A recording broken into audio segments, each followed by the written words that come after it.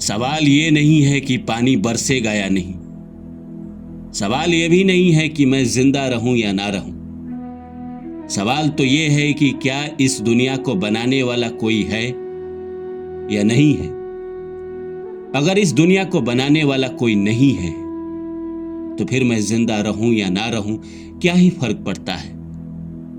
और अगर इस दुनिया को बनाने वाला कोई है तो अब तो देखना यह है कि क्या वो मेरे जैसे लाखों करोड़ों अरबों मजबूर इंसान की सुनता है या नहीं।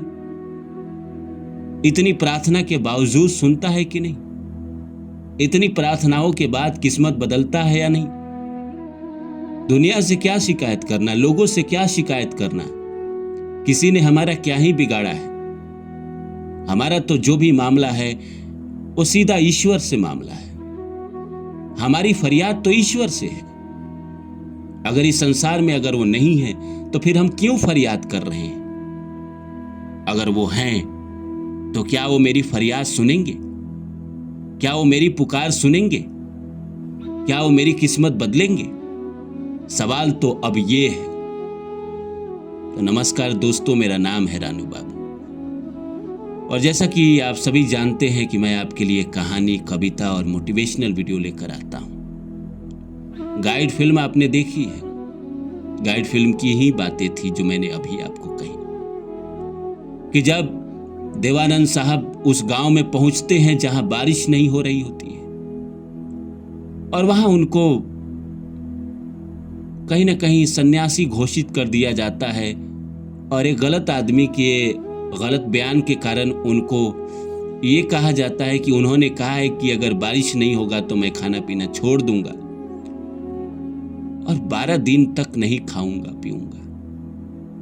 जब 2-3 दिन बिना खाए उनका दिन गुजरता है, उसके बाद उनकी अतरी जवाब देने लगती है तो फिर वो चाहते हैं कि खा ले, लेकिन फिर वो कहते हैं कि सवाल ये नहीं है। अब सवाल ये नहीं है कि बारिश होगा या नहीं होगा। सवाल ये भी नहीं है कि मैं जिंदा रहूं या ना रहूं, मेरे ना रहने से भी क्या ही किसी को फर्क पड़ता है। सवाल तो अब ये है कि क्या इस संसार को कोई बनाने वाला है या नहीं है। अगर इस संसार को बनाने वाला कोई नहीं है तो फिर मेरे रहने ना रहने से क्या फर्क पड़ता है। अगर इस संसार को कोई बनाने वाला है तो देखना है कि वो लाखों करोड़ों बेबस लोगों की सुनता है या नहीं सुनता है। आपको क्या लगता है दोस्तों, इस संसार में, इस दुनिया में, इस ब्रह्मांड में कोई है जो हमारी पुकार सुनता है? आप मुझे कमेंट करके बताइए। मैंने जो अनुभव किया है, मेरा जो अनुभव है इतने दिनों का, इतने सालों का, मैंने तो जाना है कि हाँ सुनते हैं। वो हमारी फरियाद सुनते हैं, हमारे जीवन में चमत्कार करते हैं। 2-3 बार मेरे जीवन में चमत्कार हुआ है और वैसे काम हुए जो मैं कभी कर ही नहीं सकता और उसमें किसी का योगदान नहीं। मुझे इस संसार में किसी से कोई शिकायत नहीं है। लोगों से क्या ही शिकायत करना है। लोग मेरे अपने नहीं हैं, ईश्वर मेरे अपने हैं। अपना समय खराब चल रहा है, लोगों से क्या शिकायत। वो कौन है? इस संसार में हम अकेले आते, अकेले जाएंगे। हमारा जो नाता है ईश्वर से है, जन्म के पहले भी था, जन्म के बाद भी होगा। जन्म भर, जिंदगी भर हम उन्हीं की पुकार करते हैं, उन्हीं से फरियाद करते हैं। जो भी मांगना होता है उन्हीं से मांगते हैं। अगर आप नास्तिक नहीं हैं तो कहीं ना कहीं आपका भरोसा है ईश्वर पे, चाहे आप ऊपर से करें चाहे अंदर से करें। लोगों से आपको क्या लेना देना। हम तो झूठ मूठ का ये कहते हैं कि उसकी वजह से हमारी जिंदगी खराब हुई, उसके वजह से मैं दुख पाया हूं। किसी की वजह से कोई नहीं पाता है।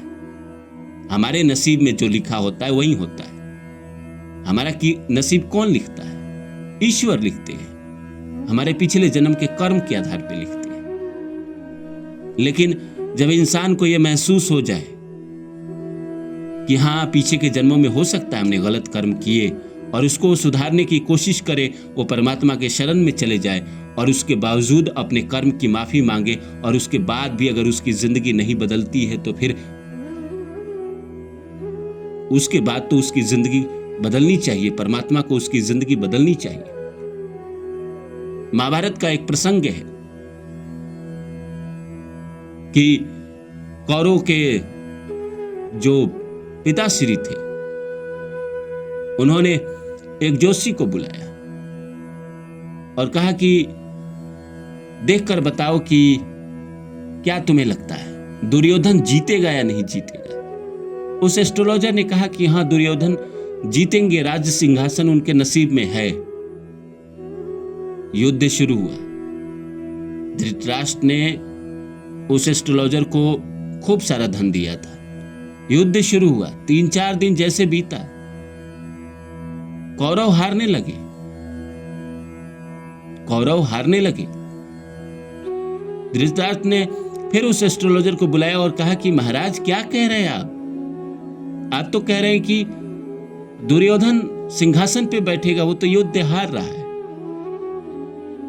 उस एस्ट्रोलॉजर ने कहा कि महाराज, मेरी जो गणना है और उनकी जो कुंडली है उनके अनुसार तो गद्दी उन्हीं को मिलनी चाहिए, पर युद्ध में कोई ऐसा इंसान है जो नक्षत्रों को बदल रहा है। तब संजय ने कहा कि वो भगवान कृष्ण है, जो नक्षत्रों को बदल दे, जो लिखे हुए को मिटा दे, वो भगवान है।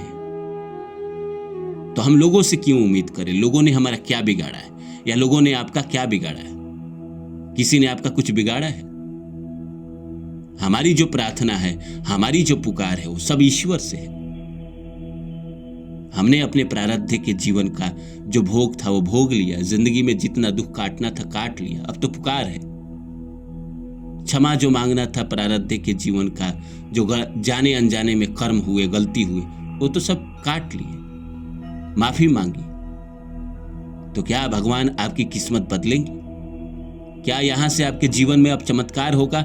जो आपने इतने संघर्ष देखे, इतनी परेशानियां देखी, क्या वहां से अब यहां से बदलना शुरू होगा? भगवान तो चाहते हैं कि आपकी किस्मत बदले, लेकिन आप चाहते हैं? क्या आप चाहते हैं कि आपकी किस्मत बदले? भरोसा है आपको भगवान पे? मेरा तो अटूट भरोसा है। क्या आपका भी है? अगर आपका भी अटूट भरोसा है ईश्वर पे, तो आपकी किस्मत बदलेगी। ऐसी बदलेगी कि जिन लोगों ने चाहा था कि आप हार जाए, जिंदगी में टूट जाए, आप मिट्टी में मिल जाए, उनको ऐसा जलन होगा आपकी सफलता को देखकर, आपकी ऊंचाई को देखकर, कि वो सहन नहीं कर पाएंगे।